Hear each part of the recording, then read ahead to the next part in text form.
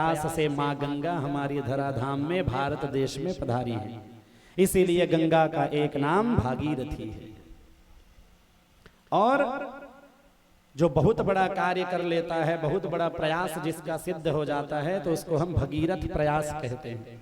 क्योंकि भगीरथ के पहले और उनके वंश के लोगों ने माँ गंगा को लाने का प्रयत्न किया था, लेकिन सब काल के गाल में समा गए थे। लेकिन भगीरथ ने भगवान भोलेनाथ को भी प्रसन्न किया, माता गंगा को भी प्रसन्न किया, और माँ गंगा आज हमारे धराधाम में।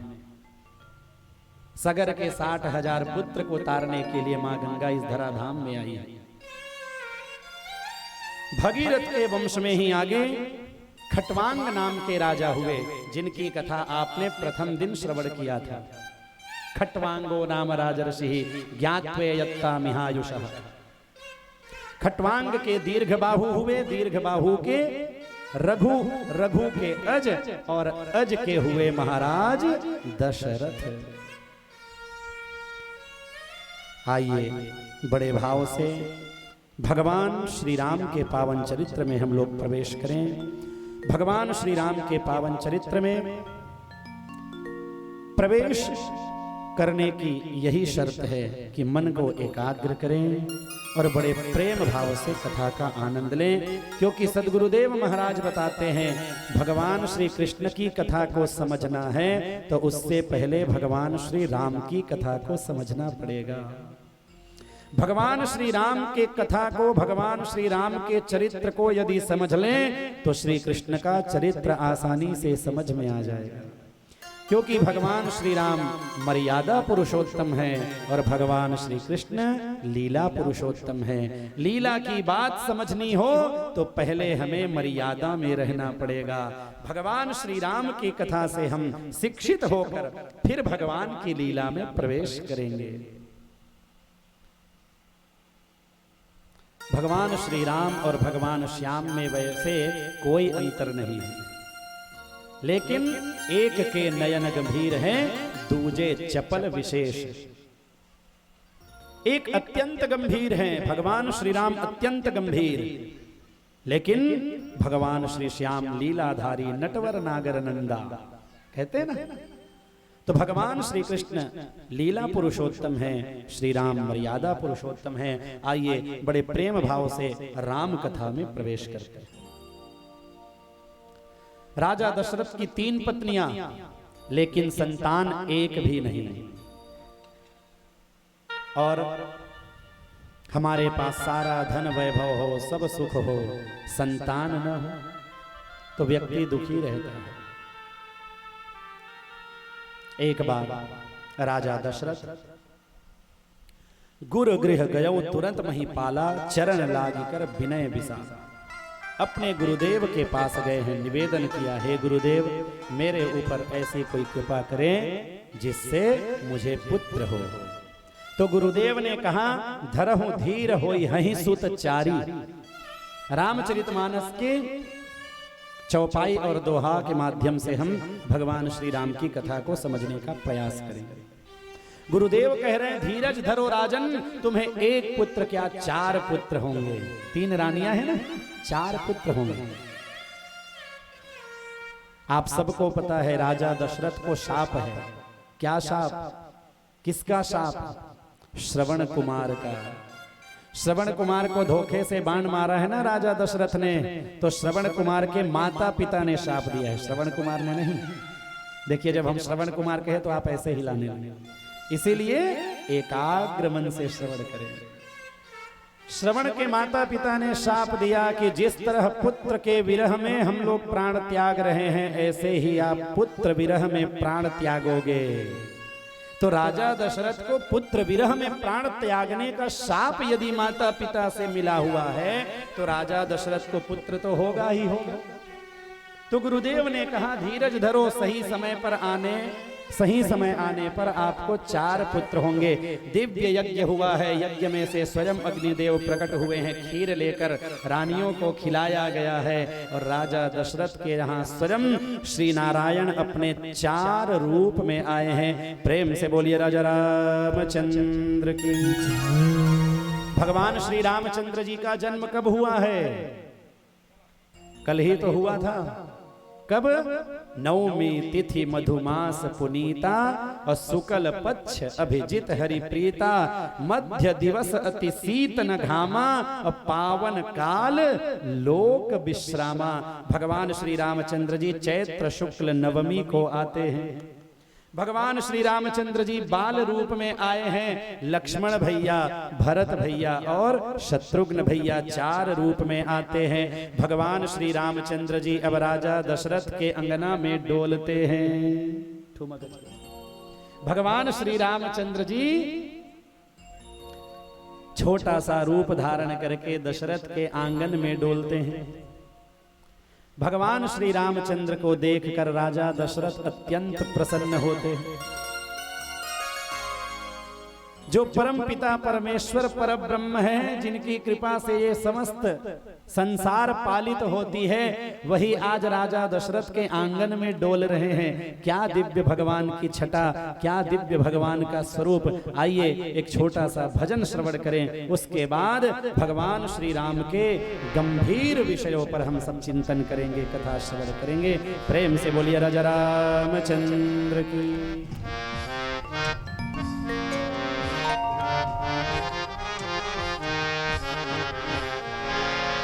हेलो।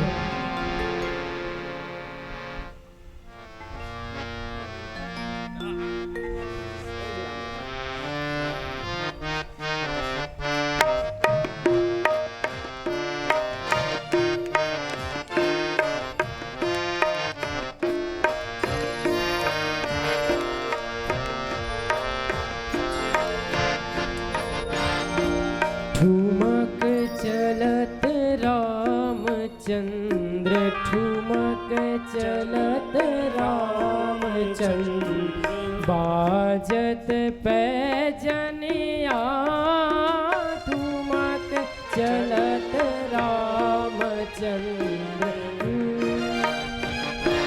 ठुमक चलत रामचंद्र, सभी लोग गाएंगे, सभी लोग ताली अवश्य बजाते रहेंगे। चंद्र बाजत पैजनिया, ठुमक चलत रामचंद्र। सभी लोग अपने हृदय में ऐसा विचार करेंगे कि भगवान श्री रामचंद्र जी मेरे यहाँ ही पुत्र रूप में आए हैं, क्योंकि हम भगवान को जिस स्वरूप में पूजते हैं, भगवान उसी स्वरूप में हमें दर्शन देते हैं। पुत्र रूप में पूजेंगे तो भगवान पुत्र रूप में आ जाएंगे।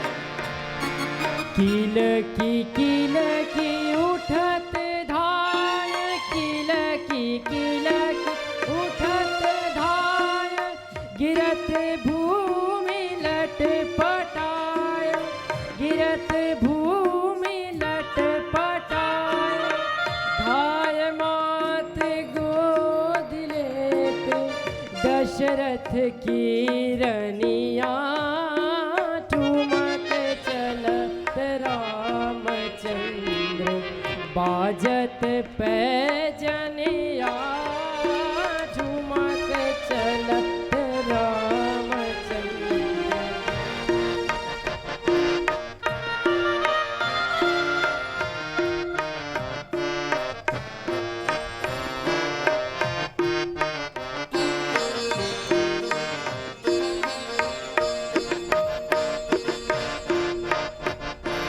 अंचल रज अंग झारी, अंचल रज अंग झारी, विविध भांति सो दुलारी, विविध भांति सो दुलारी, तन मन धन वारी वारी, कहत मृदु बचनिया, ठुमक चलत रामचंद्र, बाजत पैजनिया, ठुमक चलत रामचंद्र।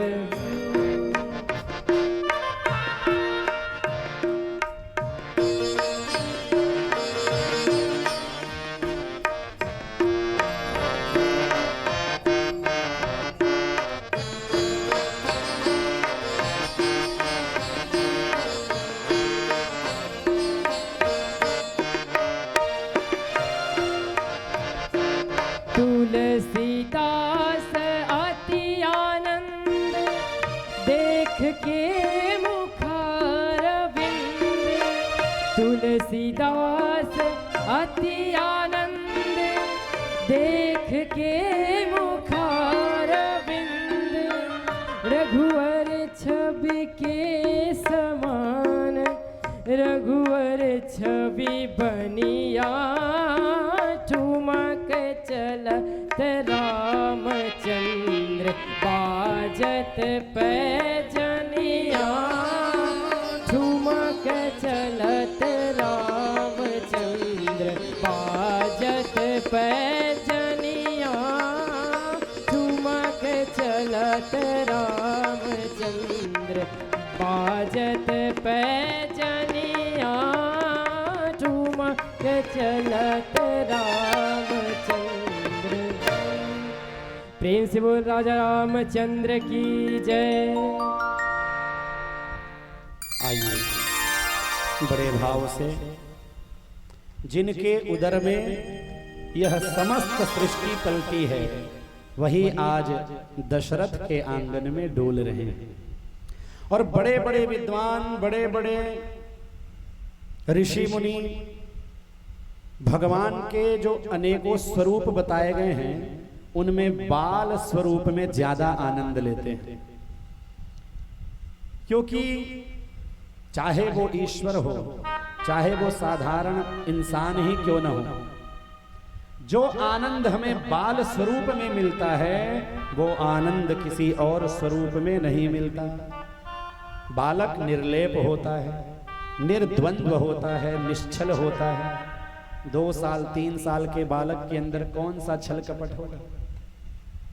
तो भगवान का बाल स्वरूप ऐसा है कि बड़े बड़े समाधि में ध्यान कर रहे ऋषि मुनि भी जब भगवान के बाल स्वरूप का दर्शन करते हैं तो मोहित हो जाते हैं और समाधि भी टूट जाती है। तो ऐसे परमपिता परमेश्वर परब्रह्म श्री राम के रूप में आए हैं। नामकरण संस्कार हुआ है, इनके नाम अनेक अनूपा, इनके नाम अनेक हैं। जैसे जैसे कार्य करते जाएंगे वैसे वैसे इनका नाम होता जाएगा। सबके नाम का भी एक अर्थ है। सो सुख धाम राम असनामा, अखिल लोक दायक विश्रामा। जिनके नाम मात्र के सहारे से इस समस्त संसार के दुखी प्राणियों को एक विशेष विश्राम प्राप्त होता है, ऐसे भगवान श्री राम है। और विश्व भरण पोषण कर जोई, ताकर नाम भरत अस होई। केवल नाम का ही लक्षण गोस्वामी तुलसी बाबा बताते हैं। और जाके सुमिरन तेरि पुनासा, नाम शत्रुघ्न वेद प्रकाश। शत्रुघ्न भैया के नाम का केवल उच्चारण करते ही हमारे समस्त शत्रुओं का नाश हो जाता है। बाहर के शत्रुओं का तो ठीक है, भीतर के शत्रुओं से लड़ना बड़ा कठिन होता है। काम, क्रोध, लोभ, मद, मोह, मत्सर, ये 6 विशेष प्रकार के शत्रु हैं जो हमें अंदर ही अंदर काटते रहते हैं, परेशान करते रहते हैं। लेकिन शत्रुघ्न भैया का यदि हम आश्रय ग्रहण करेंगे तो हमारे समस्त काम विकार आदि 6 शत्रु हमसे दूर हो जाएंगे। और लक्ष्मण धाम राम प्रिय सकल जगत आधार। लक्ष्मण भैया का एक ही आधार है, एक ही लक्ष्य है, केवल भगवन नाम। इसीलिए गुरु वशिष्ठ तहि राखा, लक्ष्मण नाम उदार। भैया लक्ष्मण ने जीवन पर्यंत केवल श्री राम को ही सब कुछ माना। श्री राम के अलावा लक्ष्मण भैया और कुछ नहीं जानते। न मैं माता को जानता हूं, न मैं पिता को जानता हूं, न मैं बंधु बांधव को जानता हूं, मेरे तो सब कुछ आप ही हैं। जब भगवान श्री रामचंद्र कुछ बड़े हुए तो विश्वामित्र मुनि उनके यहां पधारे। क्योंकि अरण्य में, जंगल में बड़े बड़े ऋषि मुनि जब तपस्या करते तो उनके तपस्या को भंग करने के लिए बड़े बड़े राक्षस गण आ जाते। विश्वामित्र मुनि आज दशरथ के यहाँ आए हैं और कहते हैं यदि आपको अच्छा लगे तो भगवान श्री राम और भैया लक्ष्मण को हमारे साथ भेज दीजिए। ये कोई साधारण बालक नहीं है, ये परमपिता परमेश्वर है, श्री नारायण है। ये हमारे यज्ञ की रक्षा करेंगे, शत्रुओं का नाश करेंगे। पहले तो राजा दशरथ ने बहुत मना किया, बहुत लंबा प्रकरण है और हमें कथा यात्रा में भी प्रवेश करना है धीरे धीरे, तो संक्षिप्त में ही भाव प्रधान है। भाव में डूबते डूबते धीरे धीरे आगे हमें पार जाना है, क्योंकि भगवान श्री कृष्ण को भी लाना है और दिव्य उत्सव भी मनाना है। तो पहले तो राजा दशरथ ने मना किया, लेकिन फिर बाद में तैयार हो गए। विश्वामित्र मुनि के साथ भगवान श्री राम और लक्ष्मण आगे आए हैं। रास्ते में ताड़का मिली है, ताड़का को भगवान ने दिव्य गति प्रदान किया है। उसके बाद एक पत्थर को भी भगवान ने मुक्त किया है, एक शिला को। कौन है उस पत्थर का क्या नाम है? जिनके पैर का स्पर्श होते ही वो मुक्त हो गई हैं, अपने वास्तव स्वरूप में आ गई है। गौतम पत्नी अहिल्या। गौतम नारी श्राप बस उपल देह धरि धीर, और चरण कमल रज चाहती कृपा करहूं रघुबीर। गुरुदेव ने बताया, विश्वामित्र मुनि ने, यह गौतम ऋषि की पत्नी है। पतिदेव का शाप हो गया, इसलिए पत्थर की हो गई हैं। आपका चरण स्पर्श होते ही ये अपने वास्तविक स्वरूप में आ जाएंगे। प्रभु भगवान श्री राम ने दया किया, उनके पैर का स्पर्श होते ही वह नारी जो अभी पत्थर के रूप में है, अपने वास्तविक स्वरूप में आ गई। भगवान के चरण स्पर्श की तो बात ही आप छोड़ दीजिए, भगवान के नाम में इतनी शक्ति है। आपने कल देखा, अजामिल उपाख्यान की कथा श्रवण किया। भाय कुभाय अनख आलसहूं, नाम जपत मंगल दिसि दसहूं। तुलसीदास बाबा जी कहते हैं, भाव से कुभाव से हंसी मजाक में जैसे भी भगवान नाम स्मरण करो, तुम्हारे समस्त पाप राशियों को जलाकर भगवान का वो नाम भस्म कर देंगे। हमारे गुरुदेव तो अपनी कथा में बताते हैं कि पापी में इतनी शक्ति नहीं है कि वो जितना पाप कर सकते, उससे कई गुना ज्यादा शक्ति भगवान नाम में है। एक बार भगवान श्री रामचंद्र जी रात्रि के समय में, जब सेतु का निर्माण हो रहा है, किसके हाथों? नल और नील के हाथों। श्री राम नाम लिख के जब समुद्र में पत्थर डालते हैं तो पत्थर तैरने लगते हैं। भगवान श्री राम ने देखा, मेरे नाम का ये प्रभाव। रात्रि में छुप कर गए हैं और अपने हाथों से पत्थर को भगवान ने फेंकना प्रारंभ कर दिया समुद्र में। लेकिन भगवान श्री राम देखते क्या है, जिस पत्थर को भगवान समुद्र में डालते हैं वो पत्थर डूब जाता है। भगवान बड़े चिंतित हो गए कि मेरा नाम लिखा हुआ पत्थर जब वो लोग डाल रहे हैं तो तैर रहा है, और मैं डालता हूं तो डूब जाता है। भगवान चिंता में थे। हनुमान जी वहां पधारे। चरण स्पर्श करते हुए हनुमान जी कहते हैं, प्रभु क्षमा करेंगे, आपसे निवेदन करना चाहता हूं। आपके नाम का सहारा लेकर वो पत्थर अवश्य तैर जाता है, लेकिन प्रभु आप विचार करिए, जिसको आपने त्याग दिया हो वो भला तैर सकता है क्या? उसका कल्याण हो सकता है क्या? उस पत्थर को तो आपने ही फेंक दिया, तो वो डूबेगा नहीं तो तैरेगा क्या? तो भगवान के नाम का ये महत्व है। जितनी शक्ति स्वयं भगवान में नहीं है, उससे ज्यादा उनके नाम में शक्ति है। गुरुदेव कहते हैं कि भगवान ने तो कुछ 2, 4, 10 लोगों को ही तारा है, लेकिन भगवान का नाम आज भी लोगों को तार रहा है। पुनः आगे बढ़े हैं, जनकपुर में आए हैं। माता सीता के साथ भगवान श्री राम का विवाह हुआ है। विवाह होने के पश्चात दिव्य राज्य की तैयारी हो रही है। एक बार राजा दशरथ देख रहे हैं, सभा में बैठे हुए हैं, उनका मुकुट तनिक टेढ़ा हो गया है। श्रवण समीप भरे सित केसा, मनहु जरठुपन अस उपदेशा। राजा दशरथ ने देखा कान के बाल पक गए हैं। श्रवण समीप, कान के पास का बाल पक गया है, और बाल पकना बुढ़ापे का लक्षण है। राजा दशरथ ने मन में विचार किया, अब बुढ़ापा आ गया है, भगवान श्री राम को राज्य देकर मैं निर्मुक्त हो जाऊं। ऐसा मन में विचार करके अपने राज्य के प्रजाजनों को बुलाया। प्रजाजनों ने एक मत से कहा कि श्री राम से अच्छा राजा और कौन हो सकता है। राम राज्य उस समय हर कोई चाहता था। हम लोग भी राम राज्य चाहते हैं, हर प्राणी राम राज्य चाहता है, लेकिन राम राज्य आएगा कैसे? जब भगवान श्री राम के बताए हुए बातों को हम पालन करेंगे, जब हम अपनी मर्यादा में रहेंगे। भगवान के एक एक चरित्रों से आप शिक्षा ले सकते हैं। भगवान जब पुत्र रूप में रहते हैं तो माता पिता की आज्ञा के लिए सब कुछ त्याग करके जंगल की ओर चले जाते हैं। जब राजा बनते हैं तो पुत्र का पालन जैसे माता पिता करते हैं, वैसे अपने प्रजाजनों का पालन करते हैं। भगवान श्री राम की कथा हमें एक एक पग पर शिक्षित करती है। दिव्य राज्याभिषेक की तैयारी चल रही है। राजा दशरथ ने मन में विचार किया है कि कल प्रातः काल में भगवान श्री राम को राज्याभिषेक कर दूंगा। इधर मंथरा आई है, किसको प्रेरणा दी है?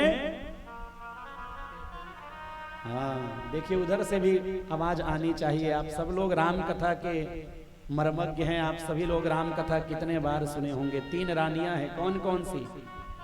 कैकेयी, सुमित्रा और देखिए भगवान श्री राम की माता का नाम नहीं बता रहे। कौशल्या हितकारी गाते हैं ना, कौशल्या, कैकेयी और सुमित्रा।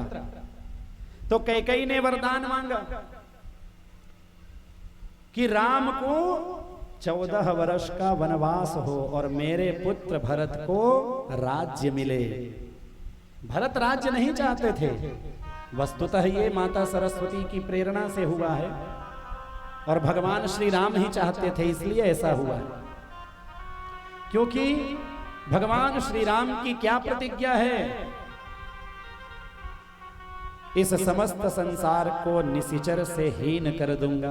अरण्य कांड में भगवान प्रतिज्ञा लेते हैं ना, जब ऋषि मुनियों के अस्थि के समूह को देखते हैं तो निशिचर हीन करौ मही भुज उठाए प्रण कीन। भगवान अपनी दोनों भुजा उठाकर प्रण करते हैं। भगवान की यही तो प्रतिज्ञा है, यदा यदा ही धर्मस्य ग्लानिर्भवति भारत अभ्युत्थानम धर्मस्य तदात्मानं सृजाम्यहम् परित्राणाय साधूनां विनाशाय च दुष्कृतां धर्म संस्थापनार्थाय संभवामि युगे युगे। मेरा जन्म ही इसीलिए हुआ है, दुष्टों का संहार करना है, साधुओं का उत्थान करना है। लेकिन श्रीमद् भागवत में मर्त्यावतारस्त्विह मर्त्य शिक्षणम कह के एक कदम और आगे बढ़ते हैं और कहते हैं भगवान केवल साधुओं को तारने के लिए और दुष्टों को मारने के लिए नहीं, बल्कि हमको और आपको शिक्षित करने के लिए अवतार धारण करते हैं। तो भगवान श्री राम को वनवास हुआ है। भगवान श्री रामचंद्र जी जंगल की ओर चले हैं, सन्यासी सा स्वरूप धारण किया हुआ, विशेष उदासी, सब कुछ छोड़ दिया। और भगवान श्री रामचंद्र जी तथापि दुखी नहीं हुए, क्योंकि अपने पिता की आज्ञा पालन करने के लिए भगवान श्री रामचंद्र जी उस अयोध्या नगरी, जिसको बड़े बड़े देवतागण भी प्राप्त करना चाहते हैं, ऐसे राज्य का त्याग भगवान श्री रामचंद्र जी हंसते हंसते कर देते। जरा भी उनके मन में क्लेश नहीं होता। यही भगवान श्री रामचंद्र जी का स्वभाव है। कल राज्याभिषेक होना है तब भी प्रसन्न नहीं हुए, आज जंगल की ओर जा रहे हैं तो दुखी नहीं होते। हमें भी इनसे शिक्षा ग्रहण करने की आवश्यकता है। जीवन में सुख आए तो अत्यधिक प्रसन्न न हो और जीवन में दुख आए तो घबराए नहीं। और अपनी माता पिता की आज्ञा पालन करने के लिए तो सब कुछ लुटा देना चाहिए। लेकिन आज्ञा पालन की बात ही कहां, आजकल के बालक अपने माता पिता का सम्मान भी नहीं कर पाते। आज के बालक अपने माता पिता को प्रणाम भी नहीं करते। और भगवान श्री रामचंद्र जी जब प्रातः काल उठते तो सबसे पहला काम अपने माता पिता को प्रणाम करना, उसके बाद ही कोई दूसरा काम करते। आजकल लोगों को प्रणाम करने भी नहीं आता। प्रणाम करने का भी विधान है।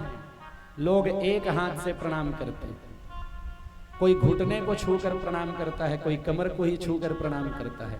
घुटने को छूकर प्रणाम करोगे तो आशीर्वाद मिलेगा क्या? प्रणाम करने का विधान ये है कि दोनों हाथ से प्रणाम किया जाए और दोनों पैर को स्पर्श करके। एक हाथ से प्रणाम कोई व्यक्ति करता है तो जीवन पर्यंत जो पुण्य किया है वो सब क्षीण हो जाता है।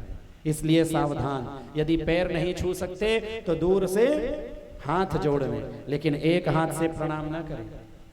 प्रणाम करने का विधान ऐसा है, दाएं हाथ से दाएं पैर को, बाएं हाथ से बाएं पैर को छूकर प्रणाम करें, तब आशीर्वाद मिलता है। आजकल के बालकों को यह भी नहीं पता कैसे चले, माता पिता कुछ सिखाना ही नहीं चाहते, संस्कार ही नहीं देना चाहते। बड़े कोई साधु ब्राह्मण आया है, कोई रिश्तेदार बड़े आए हैं, चाचा बड़े पिताजी लोग आए हैं, तो बालकों को सिखाएं कि बेटा प्रणाम करो। लेकिन आजकल लोग क्या कहते हैं, अरे रहने दो, अभी छोटा है, बाद में कर लेगा। संस्कार छोटेपन से ही बनता है।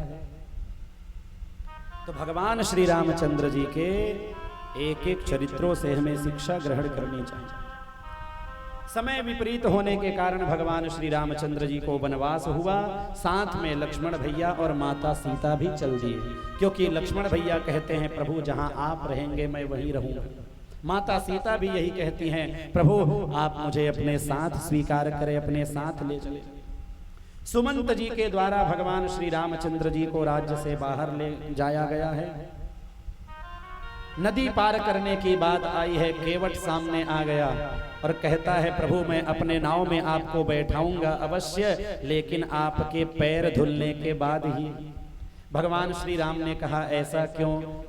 तो मैंने सुना है कि आपके चरण स्पर्श करने से पत्थर भी नारी बन जाती है, तो ये मेरी लकड़ी की नाव भी यदि नारी बन जाए तो मैं अपनी एक पत्नी का ही भरण पोषण नाव चला के करता हूं, उनका भरण पोषण कैसे करूंगा? और यहाँ भक्त का भाव भी है।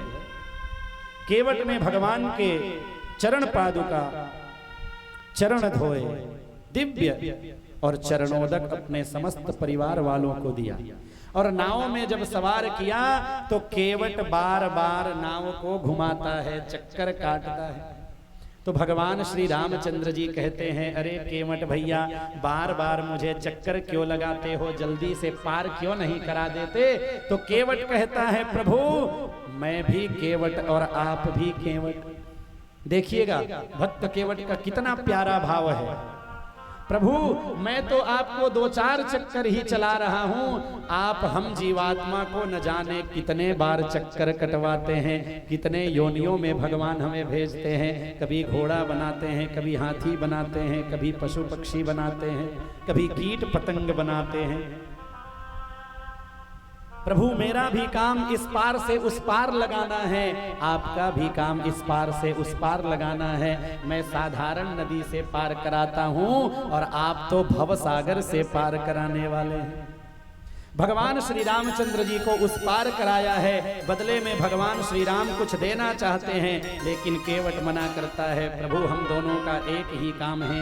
अब केवट से केवट नहीं लेता, नाई से नाई नहीं लेता। हे प्रभु आप मेरे पास आए, मैंने आपको नदी से पार कराया, जब मैं अपना शरीर त्याग करके जाऊंगा तो आप भी मुझे भव सागर से पार करा देना, मुझे और कुछ नहीं चाहिए। बड़ा दिव्य भाव है। राम कथा तो इतना विशाल है कि एक चौपाई में ही घंटों बोला जा सकता है, लेकिन हमें भगवान श्री कृष्ण के पावन चरित्र की ओर भी बढ़ना है। भगवान वहां से विदा हुए हैं, सुमंत की इधर अयोध्या वापसी हुई है, और दशरथ जी का भगवान श्री राम के विरह में प्राण त्यागने की कथा। फिर उसके बाद भरत भैया को जब यह बात पता चला, भरत भैया भगवान श्री राम को मनाने आए हैं।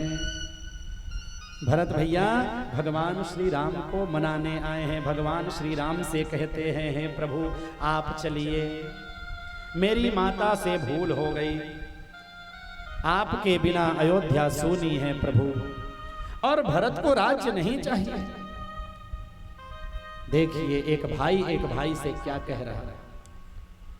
आज का भाई होता तो मन में प्रसन्न होता कि अच्छा हुआ मेरा बड़ा भाई चला गया, अब मैं राज्य करूंगा। लेकिन ये भरत हैं और भगवान श्री राम हैं। भरत कहता है प्रभु आपके बिना ये अयोध्या सूनी है, और जहां आप न हो ऐसे राज्य, ऐसे स्वर्ग, ऐसे भोग, ऐसे सुख मुझे नहीं चाहिए। इसलिए हे प्रभु आप चलिए वापस।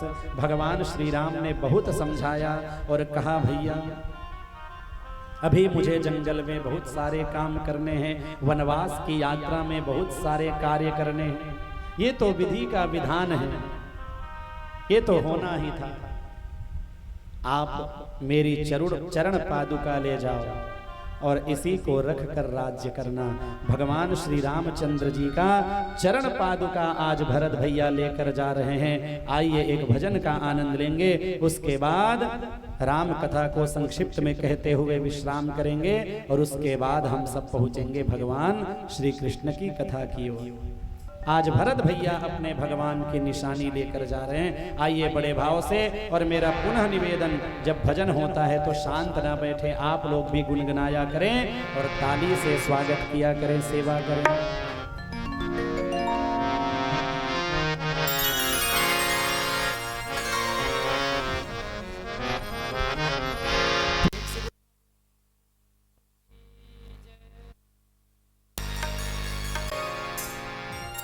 राम भक्त ले चला रे राम की निशान।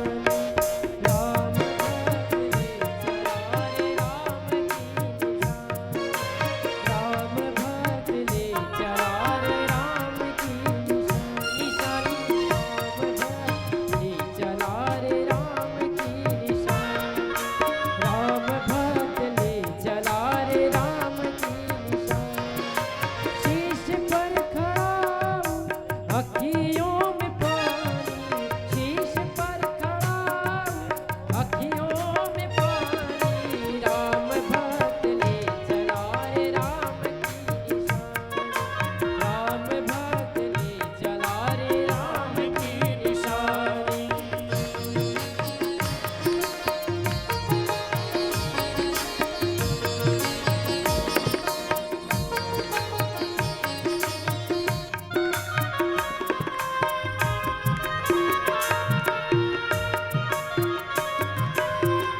प्रेम से बोलो राजा रामचंद्र की जय हो।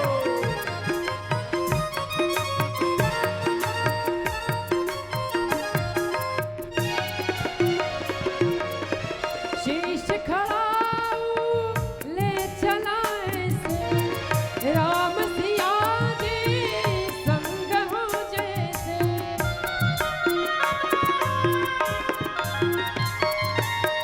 शीश खड़ा ले चला ऐसे, राम सिया जी संग हो जैसे। अब इनके छाँव में रहेगी राजधानी। राम भक्त ले चला रे राम की निशान। राम भक्त ले चला रे राम की निशान।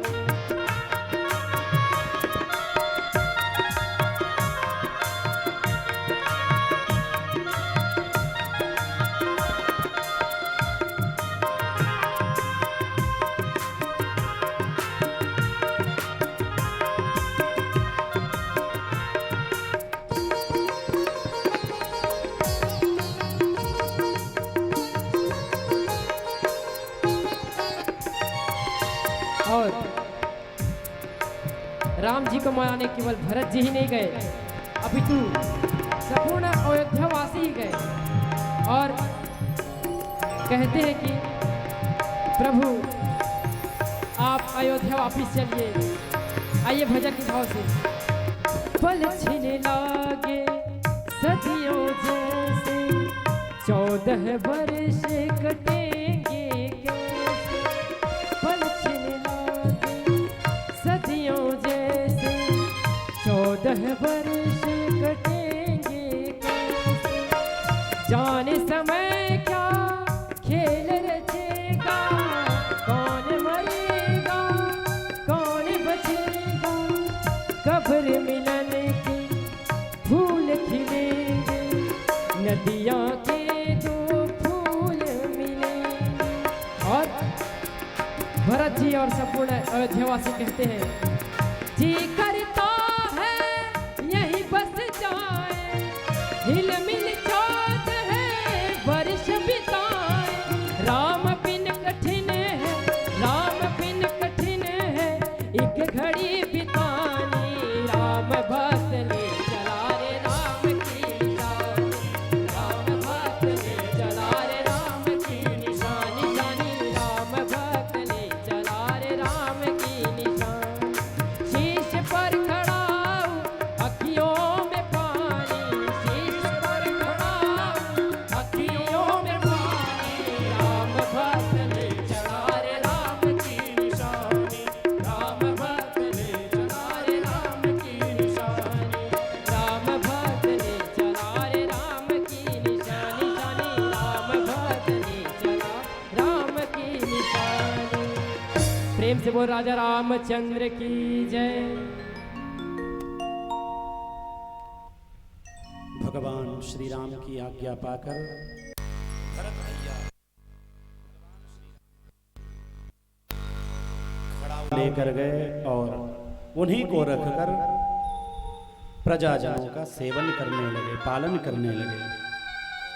उसके बाद भगवान श्री रामचंद्र जी और आगे बढ़े, अत्रि मुनि के आश्रम में गए, फिर पंचवटी में निवास करते हैं और वहीं पर रावण के द्वारा माता सीता मैया का हरण हो जाता है। भगवान श्री रामचंद्र भैया लक्ष्मण के साथ माता सीता की खोज में निकलते हैं। रास्ते में हनुमान जी मिलते हैं।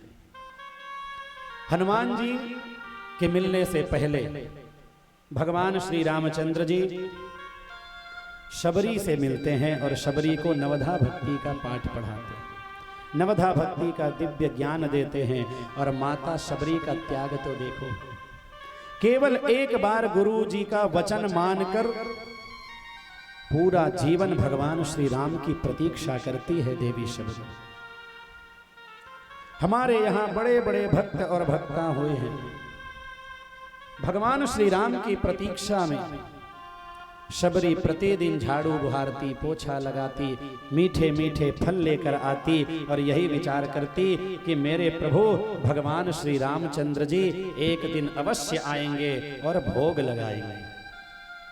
भगवान श्री रामचंद्र जी शबरी को दर्शन देने आते हैं, नवधा भक्ति का दिव्य ज्ञान कराते हैं और शबरी के जूठे बेर भी भगवान स्वीकार करते हैं। भगवान हमारे भाव को स्वीकार करते हैं, वस्तु को नहीं। विदुर के घर जब निमंत्रण के लिए भगवान श्री कृष्ण गए हैं, दुर्योधन के बड़े बड़े 56 प्रकार के भोग को ठुकरा कर विदुर के घर निमंत्रण में जाते हैं। विदुरानी स्वागत करती है, विदुरानी इतनी व्याकुल हो जाती है, इतने प्रेम से भर जाती है कि केला के छिलके को खिलाती है और भगवान श्री कृष्ण प्रेम से छिलके को ही प्राप्त करते हैं, छिलके को ही पाकर प्रसन्न हो जाते हैं। भगवान की यह प्रतिज्ञा है, पत्रम पुष्पम फलम तोयम यो मे भक्त्या प्रयच्छति। भाव के साथ कोई मुझे पत्र, पुष्प, फल, जल कुछ भी देता है, उसे मैं स्वीकार कर लेता हूं। शबरी को पूर्ण विश्वास था कि भगवान मेरे फल, मेरे बेर अवश्य खाएंगे, इसलिए भगवान बड़े प्रेम से उनके फल को स्वीकार करते हैं। आगे बढ़ते हैं, सुग्रीव से मित्रता होती है, बीच में हनुमान जी आते हैं, दोनों में वार्तालाप होती है। भगवान श्री राम के द्वारा बाली वध की कथा आती है। सुग्रीव भगवान श्री राम को कहते हैं कि मैं माता सीता को खोजने में आपकी सहायता करूंगा। सभी वानर सेना को लेकर भगवान श्री रामचंद्र जी रावण के ऊपर, लंका के ऊपर चढ़ाई कर देते हैं। राम कथा आप सबको पता है।